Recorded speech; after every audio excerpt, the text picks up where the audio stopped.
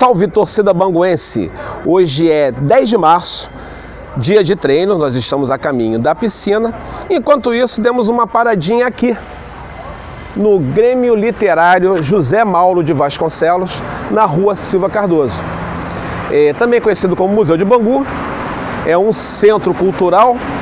E José Mauro de Vasconcelos é um autor brasileiro que foi nascido, criado e morou em Bangu, e foi em Bangu que ele escreveu a sua maior obra, que acabou sendo famosa nos anos 70 por causa da novela baseada nesse livro, que é O Meu Pé de Laranja Lima, que foi escrito em Bangu. Hoje no Bangu nós vamos treinar sectorball. Como a gente conversou no último programa, não vamos cobrir o treino hoje para não ficar repetindo. A gente já teve 2 programas de sectorball e 2 de pastilha. Um na semana passada de chapas, e hoje nós vamos apresentar para vocês o subútil. E nós vamos fazer isso através de 2 vídeos.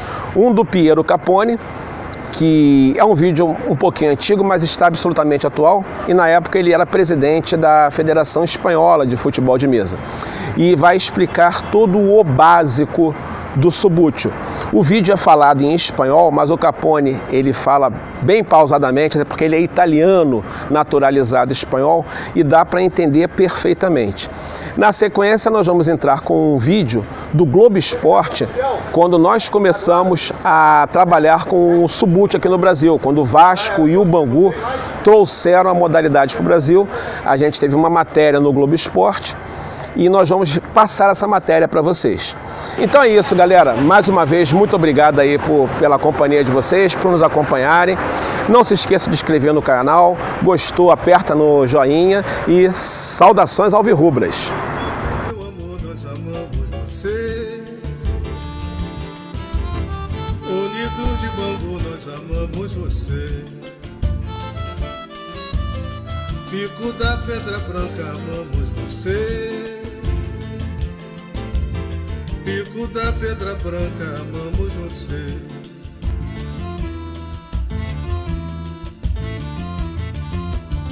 Circo a Boiô verde, aqui estou. Verde arranha-céu, de perto um jardim multicor. Quase a seus pés, vejo você se afastando de mim. Dou meia volta e finjo não estar nem aí. Aí você me procura, me campaneando aonde eu vou. Pra ver o piscina, bambu, rala-coco, grilo, piruá, lona show, ponto chique e arena. Gente, essa aqui é uma foto muito legal. Eu tive o prazer de pegar Bangu assim ainda. Isso aqui, para quem não está localizando, hoje aqui é a Casa Bahia e aqui é o mercado. Tá? Isso aqui é a esquina da Cônego de Vasconcelos com a Rua da Feira. E o centro de Bangu, ele era todo assim, nas casas de tijolinho vermelho. Bangu, como vocês sabem, foi um bairro de colonização inglesa.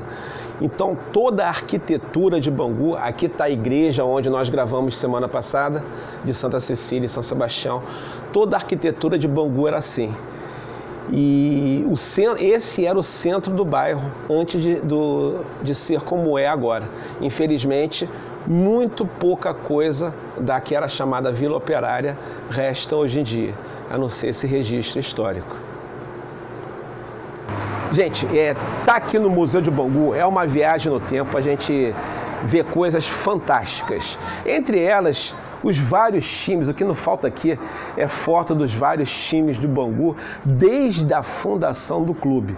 E eu queria mostrar alguns times especiais, como esse daqui, que foi o time campeão em 1933. Foi o primeiro campeão profissional na história do futebol brasileiro. Foi o primeiro título do Bangu. E nesse time jogava meu tio Mário, que era capitão do time campeão em 33. Embaixo, a gente vê o time de 66, que foi o time que ganhou o último campeonato carioca pelo Bangu. Foi o ano que eu nasci. Curiosamente aqui também, outro ponto interessante pra gente do futebol de mesa, Mário Tito, pai do nosso colega Marcelo Tito.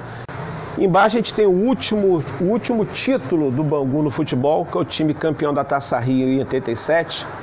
Um timaço que tinha, entre outros, Mauro Galvão e Marinho. E um outro time que eu quero mostrar para vocês, que pra gente do futebol de mesa é interessante, esse time, ele teve em vários times. Essa época aqui, o Bangu foi o primeiro clube no mundo a jogar com patrocínio na camisa. Esse aqui é um uniforme histórico, é um uniforme branco com a logomarca da fábrica Bangu. E nessa época aqui, nesse time, jogava meu tio Zósimo, que depois foi campeão do mundo em 58 e 62 com a seleção brasileira. É o único banguense campeão do mundo com a seleção. Isso aqui, gente, é uma das outras coisas que não existe mais. Essa aqui era a Vila Hípica, na Estrada do Engenho, que era a concentração do Bangu. Um lugar bucólico, um dos lugares mais bacanas, mais agradáveis de se estar. Hoje em dia, infelizmente, é um condomínio. Aqui em cima a gente vê Dr. Silveirinha, presidente de fábrica do Bangu, presidente do Bangu, dá o nome ao nosso estádio, um empresário visionário há anos e anos à frente do seu tempo. E vamos fechar aqui, Rodrigão. Só para mostrar para vocês, isso aqui não existe mais. Esse é o primeiro campo do Bangu, o famoso campo da Rua Ferrer. A Rua Ferrer hoje é a Avenida Cônego Vasconcelos, no campo do Bangu. Esse estádio, ele ocupava o quarteirão que hoje compreende o Bradesco, a Magal. Para quem conhece Bangu, aquele quarteirão todo era o antigo estádio. Depois o estádio se transferiu dali para Moça Bonita, em 47. Mas esse aqui é o famoso estádio da Rua Ferrer. Essa foto é de 1919. Gente, quem puder vir conhecer o museu, vale a pena. É uma viagem no tempo que realmente, pra gente que é de Bangu e torce para o Bangu, aqui, Domingos da Guia, por exemplo, também na Rua Ferrer, alguns minutos de viagem no tempo que realmente vale a pena conhecer. É meu lugar onde vivi, nascer, onde quero construir minha família e ver meu filho. Hola a todos amigos, soy Piero Capponi, director comercial de Total Soccer y además presidente de la Federación Española de Fútbol de Mesa. Estamos aquí con el objetivo de explicaros en pocos minutos cómo empezar a jugar con el Total Soccer, el fútbol de mesa de la edición, en este caso España-Brasil, del Mundial. Vamos a hacer unas simples explicaciones para que en 5 minutos toda la familia pueda empezar a jugar conociendo las reglas básicas de nuestro juego. Con la regla del juego en la mano vamos a empezar con la colocación de los jugadores. En el fútbol de mesa se puede reproducir perfectamente todos los esquemas de juego típicos del mundo del fútbol, desde el clásico 4-4-2 hasta el moderno 4-3-3 o un más defensivo 5-3-2, pero en el fútbol de mesa profesional o digamos de más nivel se prefiere elegir el esquema que ha elegido nuestro compañero José para aprovechar mejor el deslizamiento de los jugadores. Una de las normas básicas del fútbol de mesa es el toque. Vamos a analizar el movimiento que se hace simplemente con la uña del dedo de esta manera.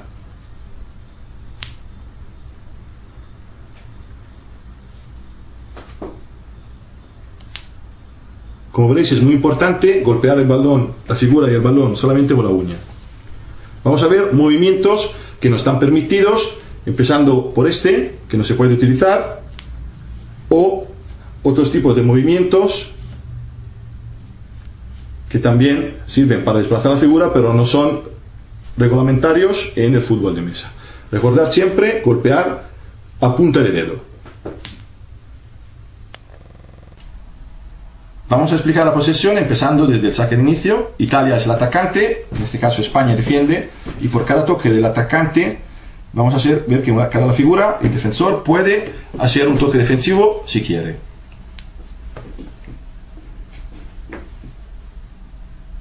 Tampoco es obligatorio esperar, pero lo estamos haciendo de manera más lenta para ayudar a todo el mundo a comprender cuáles son las reglas del juego. Los toques de la defensa son libres en función del toque del atacante, pero cada figura del atacante puede golpear el balón solamente 3 veces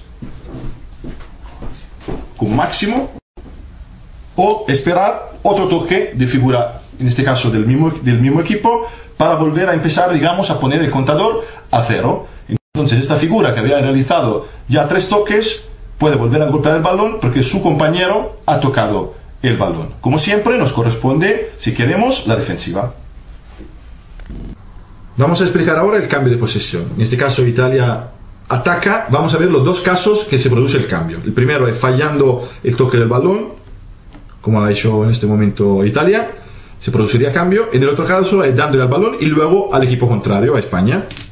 En este caso la posesión cambiaría, entonces sería España que empezaría otra vez su jugada con las reglas que hemos visto antes.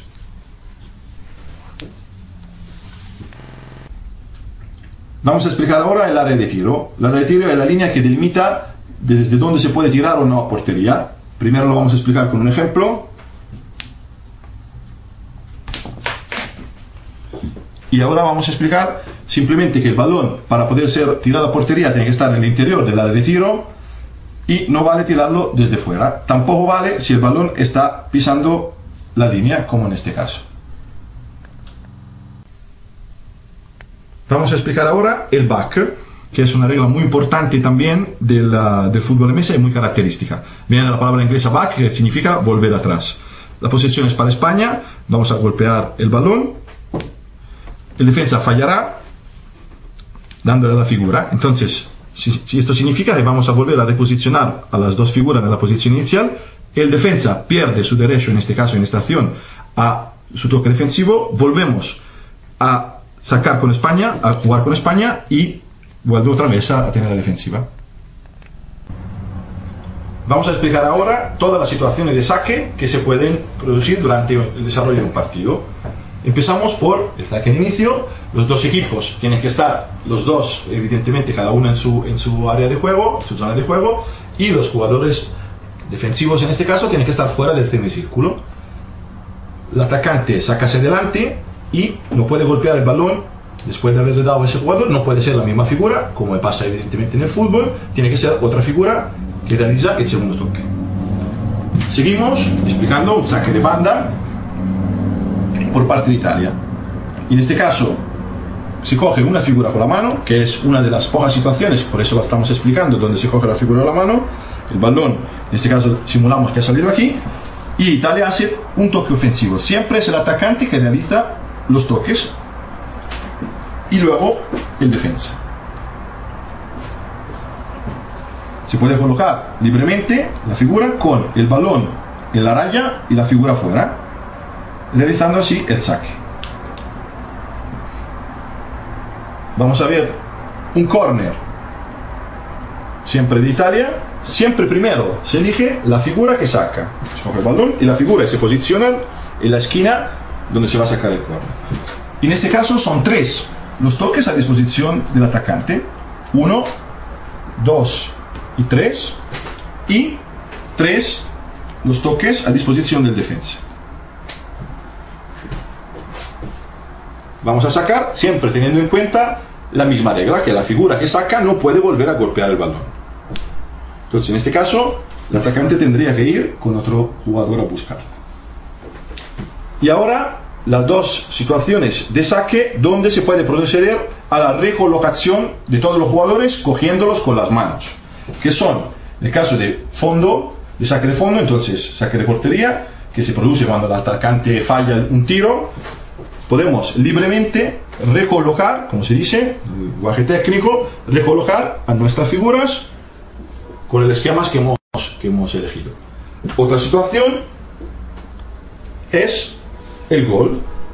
En el caso de que se produjera un gol, se volvería a empezar desde el saque de inicio. Entonces esa vez la colocación es libre, pero como hemos explicado al principio, siempre dentro de nuestra área, nuestra mitad de campo.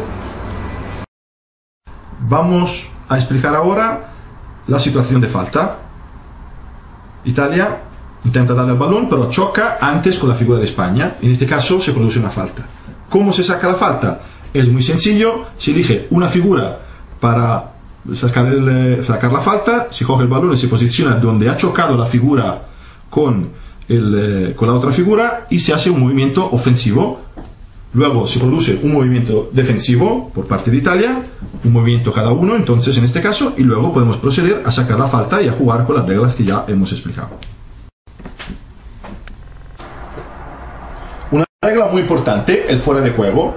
Tiene muchas similitudes con el fútbol, pero es importante recordar que en este caso, en el fútbol de mesa, solo se aplica en el área de tiro.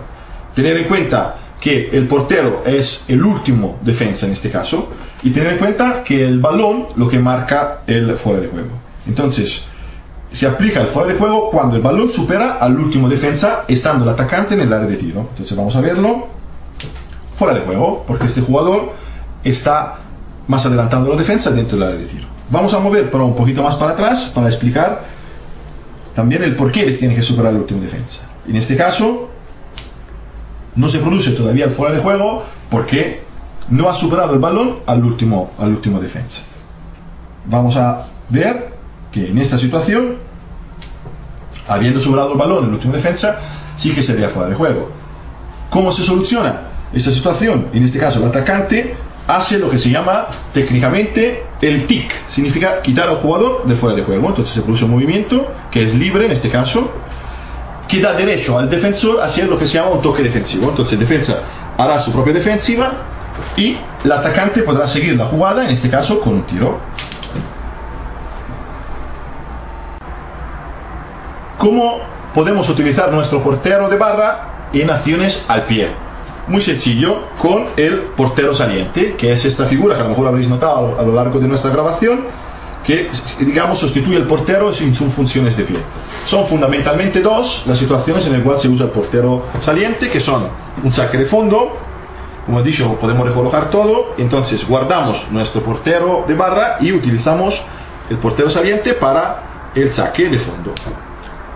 La otra situación es una jugada normal. Puede haber un pase atrás de un defensa,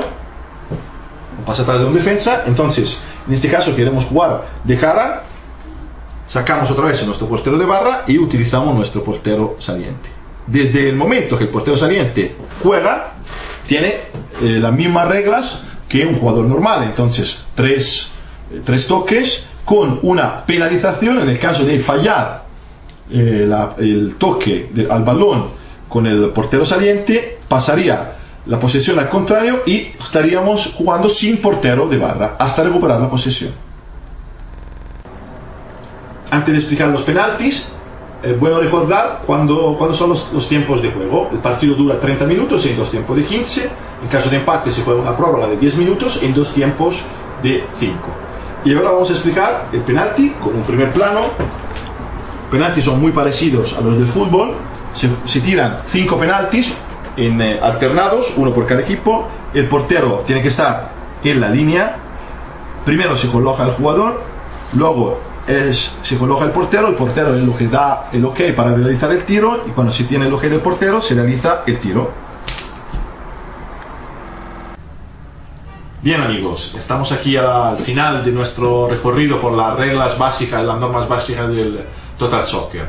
Queremos aprovechar el momento para recordaros nuestras páginas web, nuestro canal de YouTube, donde estarán los vídeos de las reglas, todos nuestros vídeos de actividades y de torneos, también el canal de la Federación Española, el futboldemesa.com, y también nuestro canal de Total Soccer, el totalsoccer.net, donde encontraréis toda la información sobre nuestros productos. También os ponemos a disposición un correo que veréis aquí abajo para recibir todas las dudas, los mails, los comentarios, las sugerencias que queráis hacer sobre nuestro producto. Ha sido un verdadero placer, muchísimas gracias y hasta pronto. O Globo Esporte agora apresenta para você uma nova modalidade de futebol. Guarda o nome, hein? Subútil. Encolheram o futebol. E sabe no que deu? O que eu respondo? Subútil. É um primo distante do futebol de botão. Pequenos craques movidos a peteleco. O Subbuteo, hoje, ele é praticado em 34 países no mundo. Tem federação internacional, Copa do Mundo. Em alguns países é chamado de futebol de mesa esportivo. Marcelo Lages, que joga pelo Vasco, descobriu o Subbuteo este ano no Mundial de Botão da Hungria. Lá, em contato com os portugueses, nós descobrimos que o futebol de mesa em Portugal, ele é jogado na vertente do Subbuteo. Em países mais tradicionais, como a Itália, já se joga um Subbuteo Arte.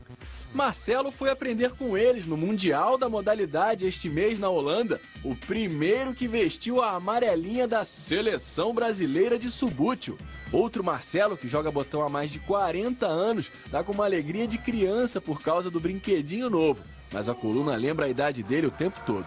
Eu já tenho um problema de coluna crônico e realmente está cansando muito. É bem diferente do nosso futebol de mesa, que no nosso estilo de jogo, enquanto um joga, o outro fica assistindo. O Subbuteo não, os dois jogam ao mesmo tempo. O que tem a posse de bola está jogando e o outro está marcando. Os mini-jogadores parecem todos iguais, mas se você olhar um pouco mais de perto, vai perceber que não são. Neste mundo em miniatura, como no real, cada pé tem uma habilidade diferente. O bonequinho que tem a base com um ângulo reto, por exemplo, é tipo um Kaká. Talvez um jogador de meio de campo, né? Que é onde vai distribuir a jogada para você subir menos a bola. O do ângulo mais agudo é um Romarinho, talvez. Ah, para fazer gol, né? Esse daqui vermelho, que vai encobrir mais o goleiro. É o baixinho de plástico que imita o do campo. Nesse tapete mágico de veludo, qualquer um pode se sentir um grande craque. Todo jogador de botão é um jogador de futebol frustrado. E a gente transfere essa paixão para a mesa. Tem também a sua história, a sua glória, enchendo seus fãs de alegria. De lá pra cá, surgiu o Domingos da Guia. Lembrando seu clube vencia na Sertão Feira.